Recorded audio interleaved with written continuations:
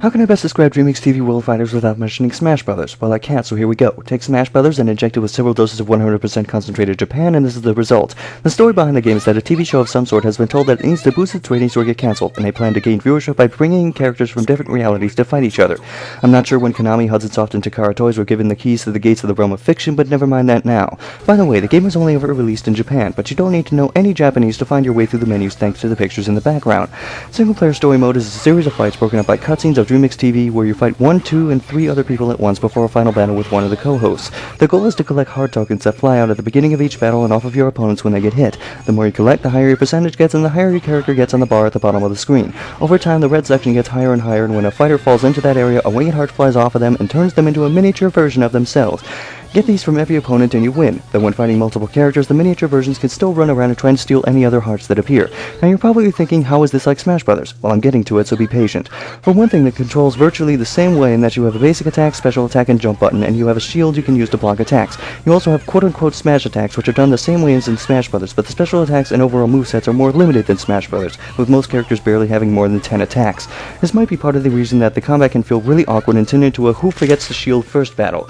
Speaking of the characters, they may be the biggest reason one would consider buying this game in the first place. In fact, I only considered buying it after hearing Yugo was in it, leaned toward buying it when I saw Bomberman, Simon Belmont, and Optimus Prime were in it, and bought it when I saw that 2 of the unlockable characters were Solid Snake, who brought his tuxedo for the occasion, and Megatron. I certainly didn't get it for the insultingly easy and formulaic final boss, who is an old villain from the Bomberman series that sounds like he is clinching very hard every time he talks.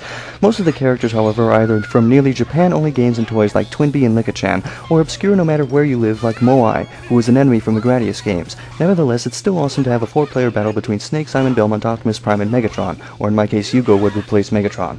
Aside from single-player and versus, there are events you can complete where you perform various tasks like collecting heart coins, hitting balls, or chasing down teleporting hearts, but in none of these events can you choose your character, and there are only 8 of them, compared to the 51 in Smash Bros. Melee. I know I mentioned that the final boss is easy, but the rest of the game derives most of its difficulty from the computer players ganging up on you in the later stages, and it's an exercise in frustration to try and get a decent percentage of coins before all the computer players are defeated, but this goes toward a final grade for your runs of the single-player mode, which I haven't noticed what effect it has on the game because the unlockables like extra levels, spiders, and character profiles show up simply by completing single player with everyone.